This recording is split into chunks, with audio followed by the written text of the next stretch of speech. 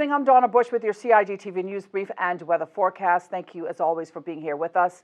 As thousands of people in the Cayman Islands line up to get their COVID-19 vaccine, public health nurse Annie K. Price is encouraging those over 60 to get the vaccine while telling us about her vaccination process. Today I just had my second COVID vaccine, 19 vaccine, and I'm happy to have done so. Now, I do recognize that there are some people who seem to have some side effects, unpleasant side effects, although I have spoken to many people, and some of which I've vaccinated myself, who've had no side effects whatsoever. Those side effects, unpleasant as they are, can be anticipated and you can deal with them. One of the reasons why you may have a side effect is because the body is actually responding to the vaccine very well. So having a side effect is not a bad thing. It's a good thing because it shows their immune response is very good, which means that your body is now building antibodies against this vaccine. So it's important that when you if you have any side effects, don't be afraid, don't be frightened. It's normal to have chills or to have a headache or to have body aches or to get even a mild fever. Some people will just get a mild fever, but those things are all part of the immune response. I'd like to encourage anyone who's 60 years and older to come out to get their COVID-19 vaccine. They can get this vaccine here at the airport. If you go to the website, hsa.ky, you'll be able to see where the teams are working from, what health centers they're working for, but anyone can come out. And I'm encouraging everyone who's 60 and over to get the vaccine. So we'd like to encourage everyone to come out to get their second vaccine on the date it is due on. However, there might be something going on that you might not be able to come on that exact date, and that's fine. There is some degree of flexibility, and so therefore, as soon as you can after that date, please do come out. Again, you can go online to hsa.ky for additional information. Well, after last year's earthquake and tsunami scare, hazard management officials continue to bring awareness about what to do and what not to do after an earthquake or tsunami alert. Each year that we do this, we want to practice something different. So obviously last year we didn't have an exercise due to COVID, but the year before we practiced very much on the first response agencies and how we would work together if there was a sudden onset event like an earthquake and a tsunami scare. The year before we did a comms exercise. Now this year is slightly different. We've been doing various different things. Phase one of the radio interrupt, obviously, you may have heard that last year. We used that for several different events, such as the earthquake. And that's when the radio gets interrupted by our systems here at Hazard Management. And everyone really should be hearing that on Thursday morning, just after 9 o'clock when the earthquake is due, the test earthquake is due to happen. We're also testing phase two of our emergency notification system, which is it's an app. So we're also testing phase two of our emergency notification system, which is an app. This will obviously incorporate SMS, social media, and the app itself.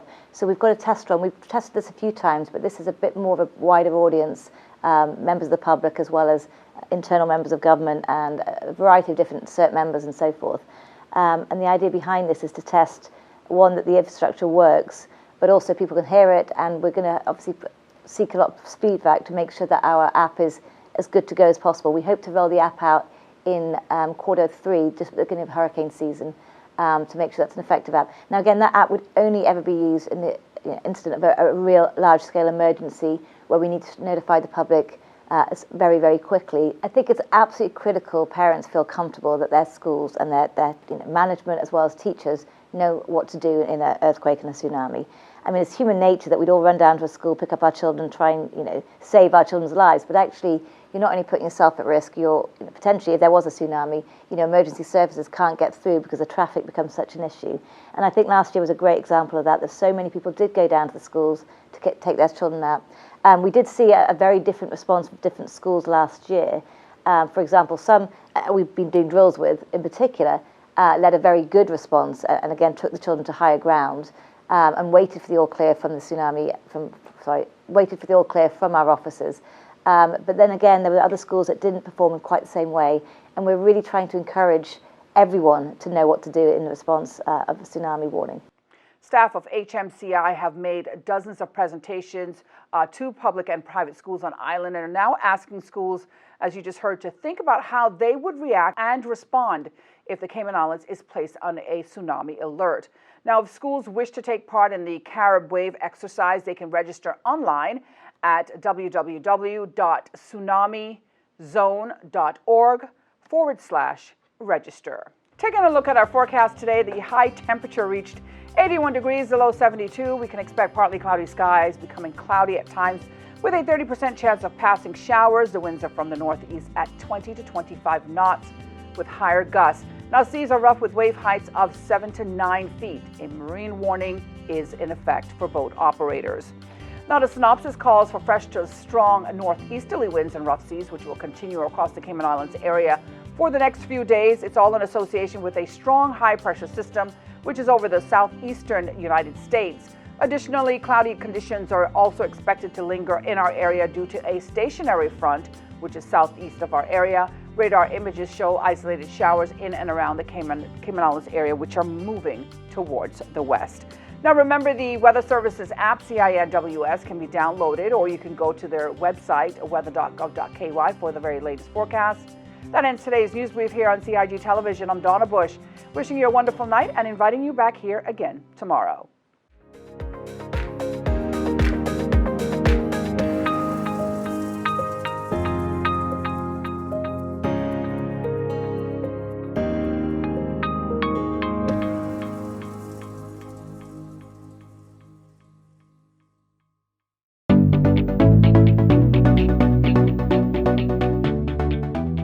I'm Jody Ann Fowry. I'm the Police Media Officer with the RCIPS, and I'm here to give you some crime prevention tips on how to best protect your property. The first thing that we want to discuss is our points of entries. Let's start with the front door, and then we'll move on to the windows and the back doors or sliding glass doors. The first thing to consider is the front door. This particular front door has 2 deadbolt locks. One of these deadbolt locks are properly carpentered and the other is not.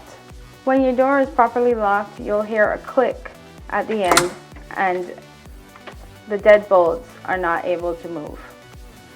If it is slightly opened, then you can push the deadbolt back without having any restrictions. I'll now proceed to show you what your lock should look like when it is properly locked.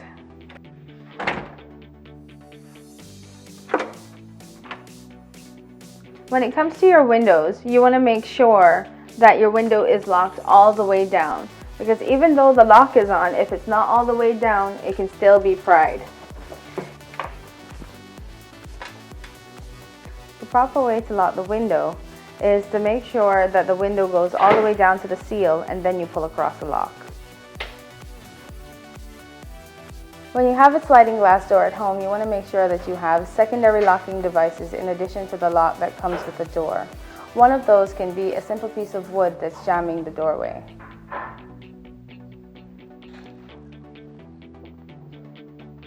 We want to encourage you to ensure that you don't make things easy for burglars who are looking for opportunities to break into property by leaving your property out in plain view. Some of these items are your car keys, your electronics, and your handbags. Make sure that you put these properties away when you're leaving the house or when you're going to bed. When you're going camping or if you're taking your family on a trip, you want to ensure that your property has some sign of life. This can be done by leaving a light on or putting timers on your lights. And we want to ensure that our family homes are safe. In order to do so, we encourage that people take the proper precautions by starting up neighborhood watches or encouraging family members or persons they trust to check on their properties while they're away.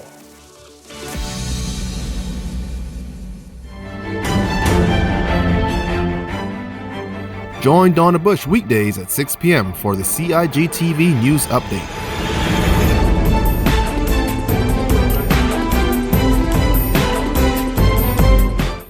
Get the latest on what's happening in government on a daily basis.